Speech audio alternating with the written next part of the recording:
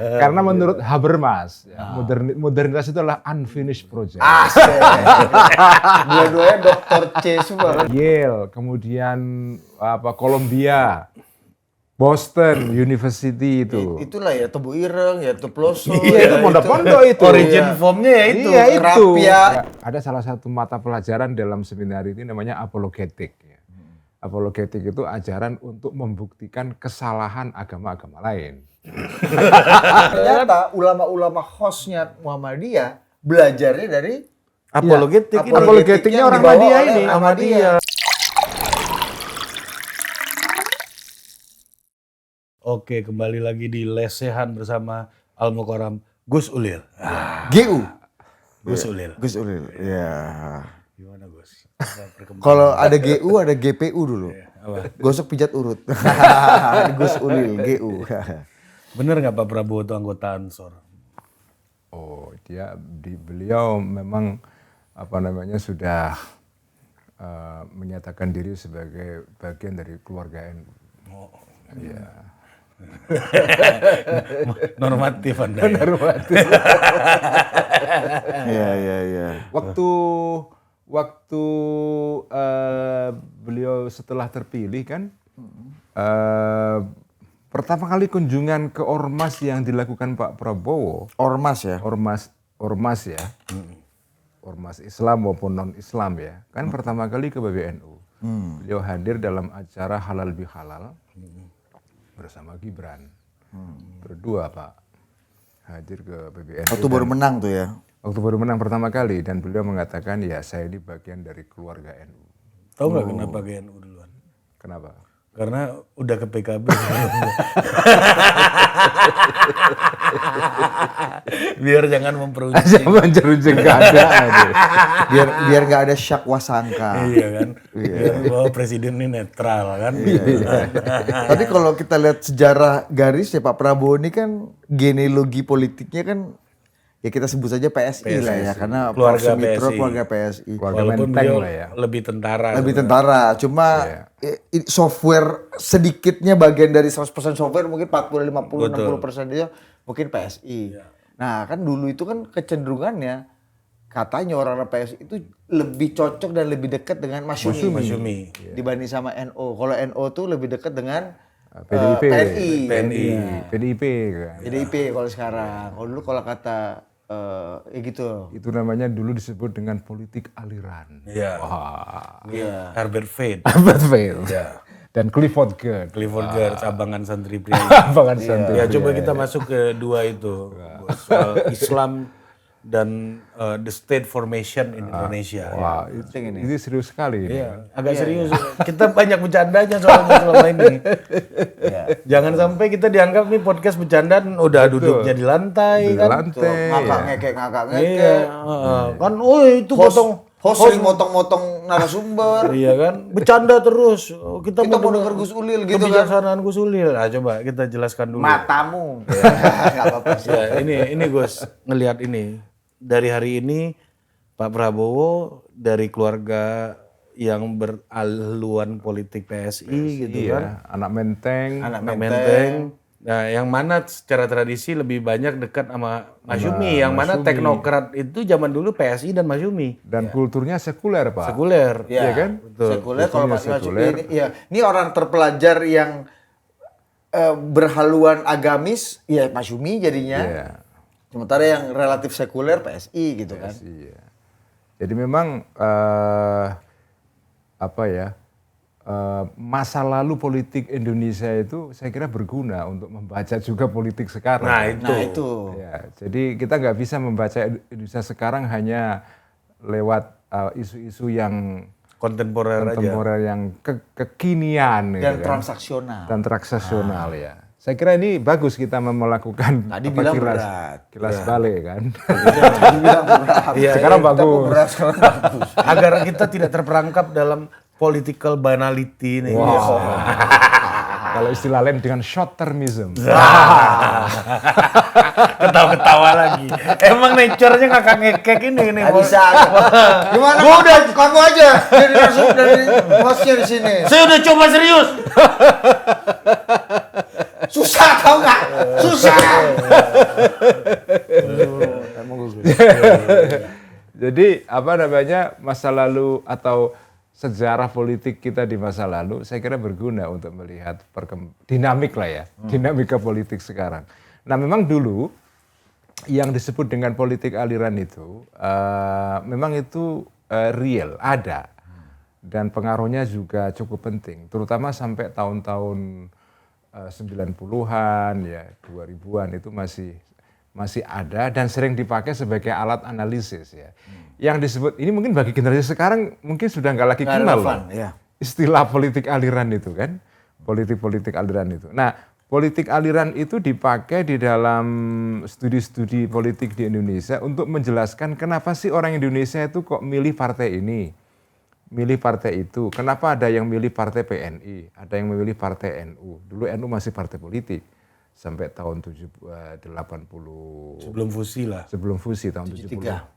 Enggak, setelah fusi pun masih partai politik. Sampai NU keluar kembali ke kita tahun 84. Dan ketika itu resmi meninggalkan partai politik kan. Nah, jadi NU dulu partai politik. Kenapa orang memilih partai NU? Kenapa memilih PSI? Kenapa memilih Masyumi? Kenapa memilih PKI kan? Nah, itu penjelasannya. Sebetulnya politik aliran dipakai oleh para sarjana ketika itu menjelaskan voting behavior. Menjelaskan tentang perilaku memilih dalam pemilu. Dan menjelaskan afiliasi politik secara budaya. Jadi orang-orang NU itu atau kalangan santri istilah dulu, kalangan santri yang pedesaan kan, yang tradisional, yang pendidikannya pesantren, yang tidak tersentuh pendidikan sekolahan. Ini kita bicara politik tahun 50-an ya. Yang kemudian itu dijadikan sebagai alat untuk melihat perkembangan politik di dekade-dekade berikutnya. Jadi kalangan nggak ini jauh lah ya. Ya. Jadi ini jauh. kayak apa prediktor lah. Alat sebagai untuk memprediksi kira-kira kalau orang NU nanti kalau dalam pemilu milih apa. Nah, jadi secara umum dulu kan dibagi ada kalangan santri, santri pedesaan, santri kota. Kalau santri pedesaan milihnya itu NU. Kalau santri kota Masyumi.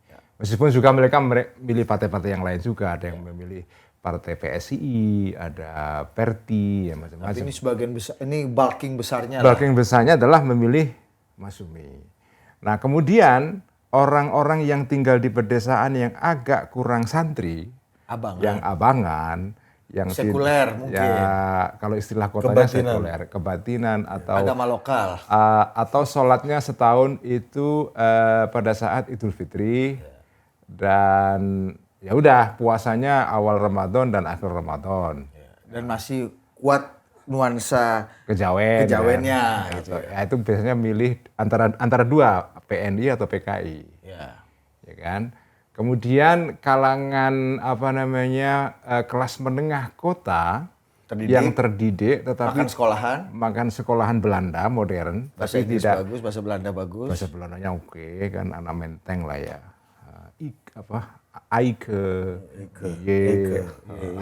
Kayak gitu-gitulah. Nah mereka ini, tapi yang tidak terlalu tersentuh oleh kultur santri, mereka milihnya PSI. Nah dalam politik Indonesia hanya ada 3 partai yang secara populer itu meraih suara besar. Yang santri adalah NU Masyumi, yang abangan adalah PNI dan PKI. Jadi politik Indonesia di masa lalu ya ini, Pak. Nah, kemudian dalam perkembangan berikutnya, pola ini masih bisa dipakai untuk memprediksi perilaku pilih masyarakat Indonesia. Misalnya pada masa Orde Baru, orang-orang yang dulunya adalah backgroundnya santri, baik desa maupun perkotaan, karena di Orde Baru dulu kan umat Islam hanya diberi satu partai saja. P3 kan, ya mereka milih P3. Yang belakangan lagi rame ini. Yang belakangan lagi rame kan. Nah, Gus Romi pas lagi rame ini gue telepon Gus, bertanggung jawab ente dulu nih. Sorry Bud, gue baru landing di Amerika. Kabur. Dari persoalan ini kan. Lanjut tuh. Nah, jadi ya itu politik aliran ini. Nah, sekarang kita ke Prabowo kan. Nggak, aku mau sedikit ini. Meskipun PSI tadi secara elektoral nggak mendapatkan kue yang cukup besar dari pemilih abangan perkotaan misalnya gitu Gus ya. Tapi kan di setiap rezim orang-orang terafiliasi dengan PSI ini kan ada terus. Karena mereka kelompok terdidik, teknokrat yang Ya. punya akses pada global, punya akses pada ilmu pengetahuan dan pengambilan kebijakan negara waktu itu kan. Mereka ini kan kalangan yang secara sosial kecil jumlahnya, tapi pengaruhnya di dalam negara Indonesia, di dalam decision making, keputusan-keputusan penting negara kita, terutama di bidang ekonomi. Ya. Itu besar sekali memang, karena mereka memang ya punya keahlian di bidang itu. Nah itu kan perkembangan sampai Orde Baru akhir lah. Nah saya kira reformasi itu, Dit, itu mengubah banyak hal loh. Menurut saya reformasi itu sedikit mengubah politik aliran ini. Salah satu perkembangan mendasar setelah reformasi adalah kelas-kelas sosial ini mengalami pengacakan semua. Jadi misalnya gini, orang-orang NU atau orang-orang PNI yang kemudian ada di PDIP gitu kan, itu kan di era Orde Baru nggak bisa membayangkan masuk ke sektor-sektor yang modern ya. Misalnya Sektor teknokrasi lah. Misalnya menjadi direktur BUMN atau bahkan menjadi kepala daerah, anggota DPR itu kan susah sekali. Dulu waktu zaman Orde Baru itu ya rekrutmen untuk mengisi posisi-posisi penting baik di dalam sektor teknokrasi, parlemen maupun eksekutif maupun di sektor korporasi modern ya, yang kantor-kantornya di sepanjang Sudirman Tamrin itu. SCBD kalau sekarang. SCBD lah sekarang kan. Itu ya isinya adalah kalangan-kalangan yang terdidik yang memang tinggalnya di kota. Tapi itu dulu, begitu reformasi terbuka, salah satu perubahan penting ya, itu adalah ketika, karena adik saya mengalami itu. Jadi ketika dulu orang yang bahkan jangankan masuk di UI ya, kalangan santri yang pendidikannya di madrasah, itu masuk pendidikan seperti IAIN itu susah. Karena tidak punya ijazah negeri, Pak. Jadi mereka ya akhirnya tidak bisa masuk ke sektor pendidikan modern. Saya termasuk orang yang menjadi korban dari kebijakan ini. Tidak bisa masuk ke IAIN karena saya tidak punya ijazah negeri. Karena sekolahan saya, di madrasah saya dulu itu menolak menggunakan kurikulum Depak. Dulu Depak namanya ya, Departemen Agama. Sehingga ada ribuan kalangan santri itu yang terhalang aksesnya untuk bisa kuliah di perguruan tinggi modern, terutama IAIN. Oh, kalau mau ya kejar paket A, B, C dulu gitu, baru di... Belum ada ketika itu. Belum ada.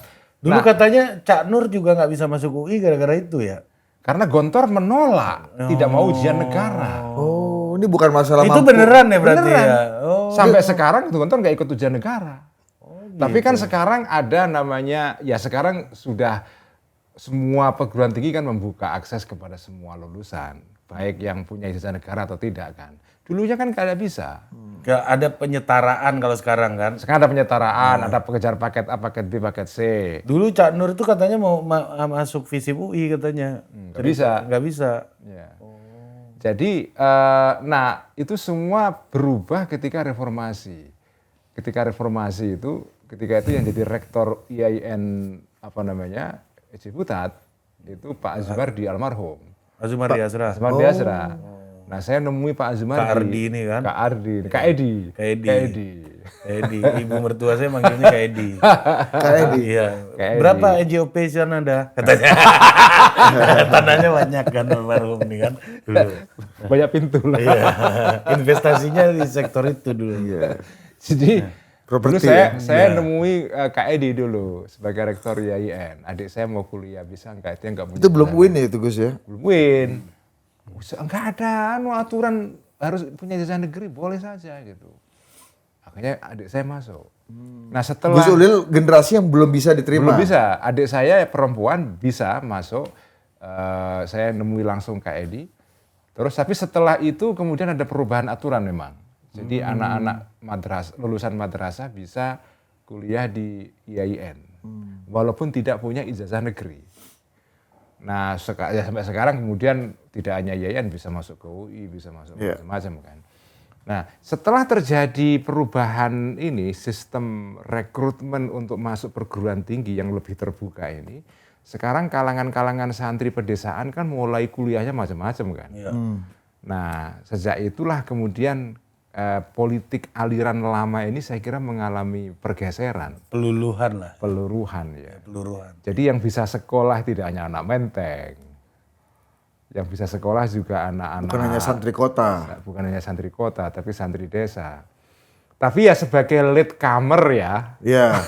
Tapi kan rasa dan apa ya, suasana garis besarnya kan kayaknya belum terlalu bergeser. Makanya dulu Cak Nur itu pernah berkata berkali-kali dalam ceramah-ceramahnya dulu, saya sering ikut itu. Cak Nur bilang nanti suatu saat dia kan memang, Cak Nur ini kan menarik ya, orang yang dulu backgroundnya itu pernah pendidikan tradisional di pondok pesantren Peterongan Jombang.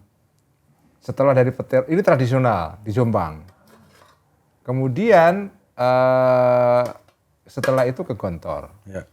Jadi Cak Nur ini mengalami 2 pendidikan, tradisional dan modern. Nah Cak Nur itu sebetulnya keluarganya keluarga NU semua di Jombang. Saya pernah ke desanya di daerah Kecamatan Bareng di Jombang. Kalau Pak, ada saudaranya Cak Nur, ponakannya kalau nggak salah Mas Nurul Yakin. Kalau nonton podcast ini salam Mas Nurul Yakin di Jombang.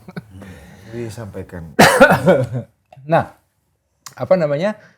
Cak Nur itu memprediksi pada suatu saat generasi NU yang di desa ini yang jumlahnya banyak, nanti kalau sudah masuk ke sektor pendidikan modern, mereka akan kemana-mana.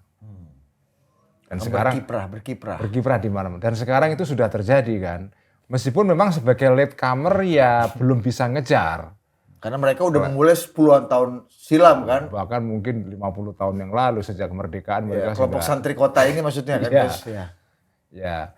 Makanya kalau dari segi jumlah perguruan tinggi NU masih kalah dengan Muhammadiyah. Karena memang Muhammadiyah memulainya sudah lama. Tapi kata Cak Nur, pada suatu saat mereka akan bisa catch up ini teman-teman tradisional ini. Dan sekarang itu sudah mulai terjadi.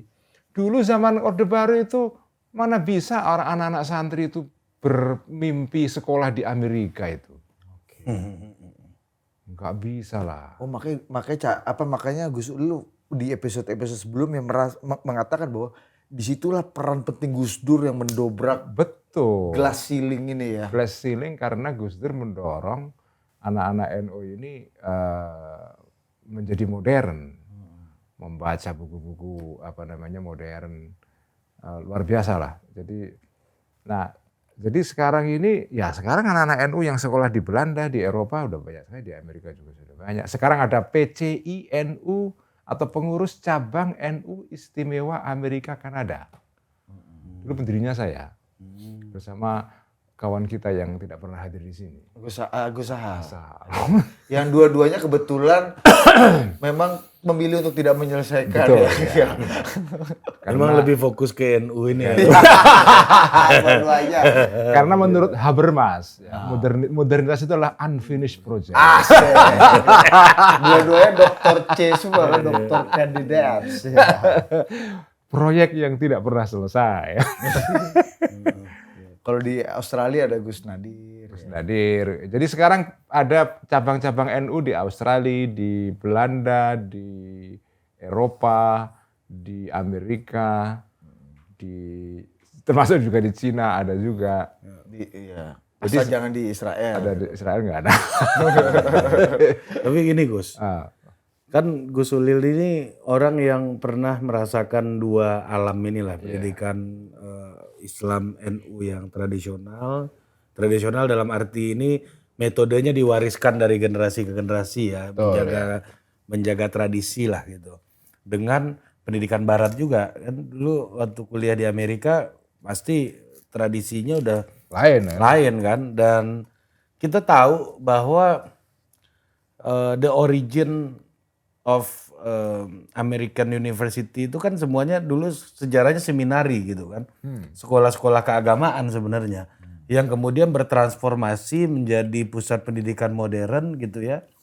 Yang establish dan menjadi denyut nadi daripada inovasi dan perkembangan dan pertumbuhan negaranya di sana. Sementara di kita juga banyak pesantren yang mana mereka tidak bertransformasi seperti halnya Oxford, Barat, ya, seperti Harvard dan lain-lain. Itu gimana Bu Solil melihatnya? Itu dulu Cak Nur pernah melakukan analisis seperti itu.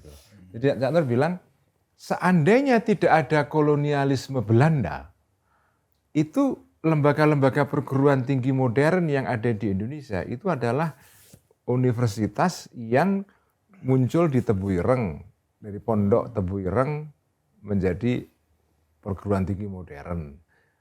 Kemudian nanti ada Peloso, ada Lirboyo, ada ini, ada itu. Kalau tidak ada kolonialisme. Kalau tidak ada kolonialisme Barat, karena kolonialisme modern di Indonesia itu memutus pertumbuhan alamiah dari institusi pendidikan tradisional ini untuk mengalami transformasi menjadi lembaga pendidikan modern seperti di Barat.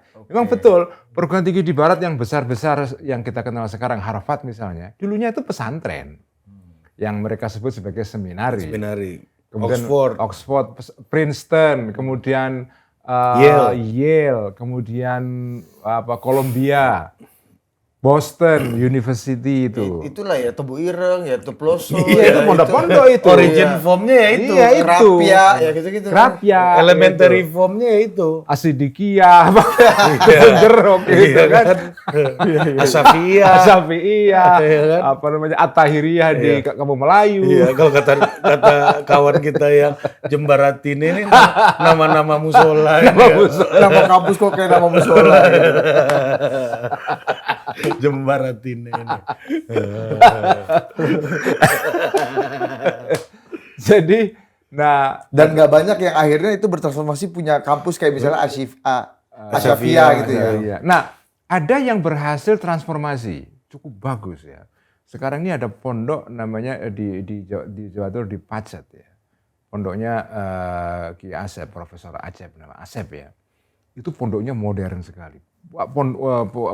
Santrinya banyak, perguruan tingginya bagus, banyak mahasiswa luar negeri yang juga kuliah di sana, banyak itu. Jadi beberapa pondok berhasil melakukan transformasi menjadi lembaga pendidikan modern yang cukup bagus. Misalnya, ya Gontor mungkin salah satunya ya, Gontor. Tapi kan nggak sampai kampus, Gus. Oh, dia punya kampus, tapi mungkin kampus ya? punya kampus, tapi kampusnya tidak cukup populer ya. Oke. Apa namanya, yang cukup bagus juga itu adalah apa namanya, Tebu Ireng punya Universitas Hasyim Asy'ari, Unhas ya. Jadi ya memang belum setara dengan yang di Barat. Iya. Belum setara dengan yang di Barat. Atau belum setara dengan kampus-kampus Muhammadiyah misalnya. Betul, yang udah ya. ini ya berjalan Kalau panjang Muhammadiyah ya. kan memang dari awal berdiri sebagai kampus, tidak bermula dari pesantren. Bertransformasi. Bahkan sekolahnya pun ya nggak pesantren-pesantren amat kan Gus kan. Iya. Ya, Sama kayak kampusnya Profesor Haji Philip Furmente ini kan Iya, sebentar UI3 lagi. ini kan. Iya, UI 3 kan juga dari atas kan. Iya, UI 3, UI 1 aja bagus apalagi 3 kan. UI 1. UI bagus. Iya. UII oke. Oke, Apalagi UI 3. Lebih oke lah. Itulah. Itu namanya evolusi, Pak. Betul. Itulah Profesor Haji Philip. Nah, balik lagi Gus. Patahannya dari mana Gus? Ya kalau menurut Cak Nur, saya kembali merujuk kepada Cak Nur ya. Patahannya adalah ketika kolonialisme. Kolonialisme mengenalkan sistem pendidikan yang berbeda, modern. Barat sentrik. Begitu Indonesia merdeka, kemudian kan pendidikan yang disokong oleh negara full melalui budget negara dan seterusnya, kan lembaga-lembaga pendidikan modern. Iya. Yang tradisional ini kan nggak dapat sokongan. Hanya sekarang saja, ketika di era Jokowi ada namanya Undang-Undang Pesantren. Mantap juga Pak Jokowi ini. Jadi tahun 2000 berapa itu ada Undang-Undang Pesantren 2017 ya kalau nggak salah. Seiring dengan diresmikannya Hari Santri Hari segala Santri macam itu. ya. Nah itu kemudian pendidikan pesantren masuk di dalam sistem pendidikan nasional. Ini sekarang lagi dibahas ini soal RUU Sisdiknas ya. Ini juga banyak isu yang jadi perdebatan. Ya. Nah, jadi sejak ada undang-undang pesantren itu, kemudian pesantren diakui sebagai bagian integral dari sistem pendidikan nasional. Kenapa enggak gini Gus, waktu itu kan tendensinya setelah kita merdeka, kita ingin menghapus dan membumi hanguskan segala yang berbau Belanda. Waktu itu kan, iya kan? Iya. Tapi kenapa justru untuk pendidikan nggak ada afirmasi sebetulnya kekuatan lokal ini Gus? Ada seorang tokoh pendidikan nasional yang visi pendidikannya adalah kembali kepada pendidikan yang berakar dari tradisi pribumi, Ki Hajar Dewantara. Nah tapi kan visi Ki Hajar tidak sukses, tidak berhasil. Meskipun dijadikan tokoh dari zaman ke zaman. Betul, tapi dia visinya untuk menjadikan pendidikan khas Indonesia termasuk pesantren menjadi sokok guru pendidikan nasional tidak berhasil. Yang sama kayak Bung Hatta menggagas koperasi bagi sokok guru, cuma koperasi juga kan nggak jalan. Nggak jalan, benar. Tapi sekarang ada koperasi merah putih. Lagi mau coba. Ya, tapi ya apa namanya, kita lihat kalau di Barat itu kan mereka berhasil gitu transformasinya, Gus. Apa yang membuat mereka yang dari sektor sangat sektarian masuk ke dunia yang lebih luas ini gimana? Dalam modernitas itu sebagai sebuah institusi pendidikan, Gus. Nah di situ memang lembaga pendidikan Islam mungkin perlu belajar ya. Jadi terjadi sekularisasi di terjadi sekularisasi pendidikan ini ya. Meskipun itu juga mengandung masalahnya sendiri, tapi oke lah kita abaikan dulu masalahnya.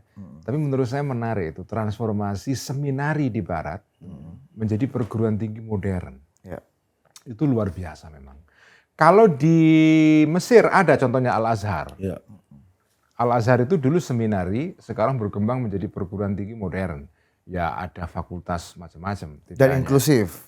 Dan inklusif ya, inklusif. Meskipun kalau yang seminari, yang pendidikan agama Islamnya ya kebanyakan yang belajar di situ ya orang-orang Islam. Tapi kalau yang seminari ini kan beda di Barat ya. Sekarang ini seminari di perguruan tinggi modern di Amerika masih ada. Harvard misalnya. Punya seminari. Ya sekarang sudah menjadi perguruan tinggi umum. Tapi seminarinya masih yang disebut dengan Divinity School itu masih ada. Oh, kayak Mertoyudannya masih ada gitu. Masih ada. Cak Nur dulu di University of Chicago itu juga ada Divinity School-nya. Pesantrennya masih ada. Fakultasnya ada lah, fakultas. Jadi IAIN di dalam Harvard itu masih ada. Iya. Ada itu. IAIN di dalam Harvard. Bagus sih. Jadi masih ada itu. Dan mereka ya menjadi salah satu bagian saja. Dan nah yang menarik adalah Divinity School di perguruan tinggi di Barat ini itu sudah berubah. Dulunya untuk menyiapkan para pastor. Para kiai lah, ustadz kan. Sekarang fungsinya tidak hanya sekedar itu. Ya masih ada fungsi menyiapkan pastor, tapi sudah mengecil itu fungsi itu. Yang lebih banyak atau menonjol adalah menyiapkan sarjana. Yang ahli di dalam kajian agama. Ya. Jadi mereka itu menghadapi dan maju beradaptasi dengan modernitas tanpa menghilangkan akarnya ini Gus ya. Akarnya masih tetap ada kan? Ada dan mungkin dan juga bukan hanya itu, corak kajiannya sendiri berubah secara drastis. Dulunya seminari-seminari ini di Barat ini belajar doktrin lah ya. Belajar doktrin untuk mendakwai orang lain supaya masuk Kristen. Bukan hanya itu, tapi juga ada salah satu mata pelajaran dalam seminari ini namanya apologetik. Apologetik itu ajaran untuk membuktikan kesalahan agama-agama lain. Ada itu. Komparatif, studi komparatif. Iya. Jadi model Ahmad Didat itu dulu itu di Kristen itu diajarkan secara resmi. Makanya dulu itu. Tapi ini agak melenceng sedikit ya. Dari tadi udah melenceng banyak dari Pak Prabowo PSI gitu. Dari awal kita juga niatnya melenceng. Memang melenceng. Kan namanya ambigu kan. Jadi agak melenceng dikit. Dulu yang ahli debat soal teologi, soal agama itu orang Kristen. Macam-macam Zakir Naik itu orang Kristen dulu tuh ya. Ya, kenapa? Karena orang Kristen ini dulu Adi Hidayat kalau di sini ya. kepengen mendakwahkan agama ini ke seluruh dunia. Namanya misionari kan, atau mission lah, Misi gospel itu ya. Jadi mereka kepengen mendakwahkan Injil itu ke seluruh dunia. Dan mereka sadar ketika bertemu dengan agama-agama lain mereka harus bisa berdebat. Nah, orang Islam dulu tidak disiapkan untuk berdebat ini. Karena dalam Kristen itu ada pendidikan khusus namanya apologetika. Mempelajari Islam Mempelajari seperti apa? Islam terus untuk mematahkan Islam. Iya. Kalau di kampanye ini downgrade lah. Downgrade lah. Tapi sebelum kita downgrade kan kita harus pelajari Iya, dulu makanya. lawan kita ini kayak apa. Iya. Itu. Itu ada pelajaran khususnya. Nah, Sun Tzu bilang apa? Rumus kemenangan gimana? Pahami kekuatanmu, kekuatan lawanmu, dan cuaca. Medan cuaca. Ya kan? Oh, itu ilmunya itu. Sun Tzu, The Art of War. Iya. Jangan cuma kekuatanmu aja kamu tahu kan. Iya. Lawanmu juga Diko harus tahu. Diko jangan kekuatan Diko aja, jadi ngumbang-ngumbang diri sendiri. Iya. Sur aja. Suruh sama diri sendiri jadi kan nanti kan. Kita harus tahu cuaca. Cuaca. Nah, terus Nah, jadi dulu ketika orang Kristen ini mendakwahkan Kristen ke dunia Islam, orang Islam ketika berhadapan dengan para pendeta-pendeta ini komputer hang. nggak bisa debat ya, Iya. karena mereka sudah belajar Islam dulu, kan? Oh, iya. Mereka nggak siap. Sementara kiai-kiai ini nggak belajar Kristen. Nggak belajar Kristen, kan? Iya, benar. Kiai-kiai bisa menang lawan let's say agama-agama lokal, tradisi lokal dan Hindu Buddha yang sudah berkembang di Indonesia. Tapi yang karena Kristen mereka hidup dan di situ. tahu agama ini kan. Ketika itu lalu jengkel orang-orang Islam ini kan. Ada sebagian yang kemudian bersumpah. Pokoknya saya ingin menaklukkan Kristen. Nah, salah satunya Ahmad Didat itu. Ahmad Itu karena Didat kebencian dan kemarahan. Iya, dia kan dia di Afrika Selatan kan. Waktu dia kecil, dia bukan orang yang belajar agama, tapi dia jengkel karena dia Muslim, tapi dia nggak terlalu menguasai Islam. Tapi dijelek-jelekkan oleh misionaris itu. Orang abangan ini bisa jadi abangan Afrika Lalu Selatan itu kan. dia berjanji bahwa saya kepengen belajar untuk menaklukkan Kristen. Akhirnya dia pelajari Kristen, dalam konteks apologetik. Apologetik Islam. Ya, apologetik Islam. Nah, kemudian dia jadi seorang pendebat ulung kan. Itu sejarahnya. Jadi, kemudian Tahu kita ini. Karena kemudian frustasi dan marah. iya. Ya kan kalah terus kan. Nah, ada perkembangan lain yang juga menarik. Ini jarang diketahui publik ya. Dulu ketika misi Kristen itu datang di India waktu ada kolonialisme Inggris kan. Sama juga orang-orang Islam yang di India itu juga nggak siap debat dengan para pendeta-pendeta ini. Sementara mereka tahu Islam. Tahu Islam. Nah, tapi kemudian belakangan para ulama sebagian mulai belajar Kristen. Kemudian belajar teknik berdebat. Lalu muncul beberapa tokoh-tokohnya. Nah, dulu salah satu tokoh-tokoh di India yang sering berdebat dengan orang-orang Kristen itu tokoh-tokoh Ahmadiyah. Nah, orang-orang Ahmadiyah dari sononya, dari India, itu sudah terlatih debat dengan para misionaris Kristen. Dan mereka bisa berbahasa Inggris dengan baik kan. Mereka bisa ekspansi ke Inggris, kemana gitu. Persis. Nah, ketika mereka datang ke Indonesia tahun 20-an ya, mereka masuk Sumatera Barat, kemudian sampai ke Jawa. Yang masuk ke Indonesia adalah orang-orang pendai-pendai Ahmadiyah yang juga pintar berdebat dengan Kristen. Nah, kemudian Muhammadiyah, dulunya intelektual Muhammadiyah awal, kan orang Muhammadiyah ini kan kebanyakan tinggal di kota. Nggak kayak orang NU kan. Karena dia di kota, kesempatan dia untuk tanda kutip tabrakan dengan misionaris Kristen ini kan besar. Betul. Mereka kan terpaksa harus belajar debat. Betul. Karena gereja-gereja dan keuskupan biasanya di kota. Betul. Nah, orang-orang Muhammadiyah generasi awal dulu belajar apologetika untuk mempertahankan Islam dari orang Ahmadiyah. Makanya. Karena punya makanya book apologetik. Orang kayak Buya Syafi'i itu obses sama negara Islam tuh karena tradisi apologetik ini. Oh. Karena mereka berhadapan dengan orang Kristen yang agresif dulu. Iya. Dan saya ingat ya baca biografinya Buya itu 3 titik kisar itu kan. Buya Syafi'i almarhum. Di situ Buya menjelaskan bagaimana Buya itu sangat terkagum-kagum dengan pelajaran berpidato. Ini di Muhammadiyah nih saya diajarkan berpidato. Gagah Retorika, sekali. kan? Retorika gagah sekali kita Dan kita baru beretorika tahu ini. Gitu kan. ternyata ulama-ulama hostnya Muhammadiyah belajarnya dari Apologetik ini. Apologetiknya yang orang dibawa Ahmadiyah oleh ini. Ahmadiyah. Kalau teman-teman kepengen baca, ini salah satu yang bikin riset di sini Mas Najib Burhani. Siapa? Najib Burhani. Oh, Najib Burhani. Ya, Najib Burhani ini adalah intelektual Muhammadiyah yang backgroundnya NU. NU.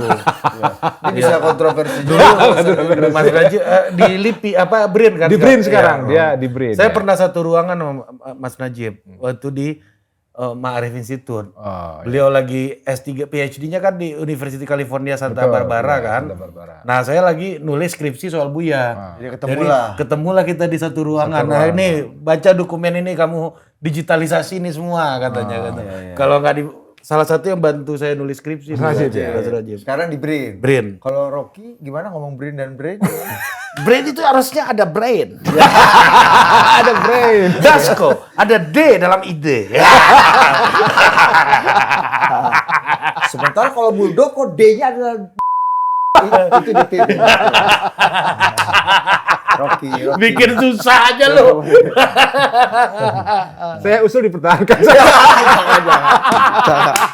Jangan. Ini pola Iya, saya ngerti. Karena Buya itu terkagum-kagum banget. Dengan pidato ini Pidato, ya. retorika, Iya, meyakinkan orang gitu.